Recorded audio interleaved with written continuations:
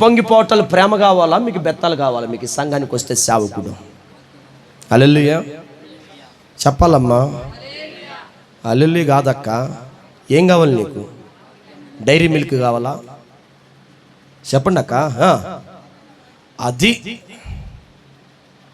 బెత్తమైన వాక్యం అనే కనమ్మా, వాక్యమైన బెత్తం అంటే ఇంకా బాగుండిద్ది. హల్లెలూయా. నమ్మ ఆనం అంటే బాగుంది, నీ పేరు ఆనందమ్మ అంటే బాగుండిద్ది. నమ్మ ఆనం అంటే బాగుంది కదా. చెప్పాలి. బెత్తం వాక్యం కాదు, వాక్యమైన బెత్తంతో వస్తే మా సేవకుడు ఇంకా బాగుండిద్ది సంఘం దగ్గరికి. ఎక్కడో కూర్చొని దేవుని వాక్యాన్ని ఆసక్తిగా వినేవాళ్ళు ఎక్కడ, లోపటుండి ఆసక్తిగా వింటున్నట్టు చెప్పని వాళ్ళు మీరెక్కడ?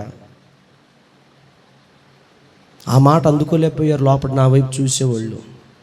సేవకుడు ఎట్ట రావాలంట? సండే స్కూల్ పిల్లలు నా వైపు ఎటు చూస్తారు తెలిస్తే, నేను కారు నుంచి దిగిన తర్వాత నా వైపు చేతుల వైపు చూస్తారు, కవర్లు ఏమంటాయి అని. హల్లెలూయా. వాళ్ళు పసిపిల్లలండి, వాళ్ళకేం తెలుసు?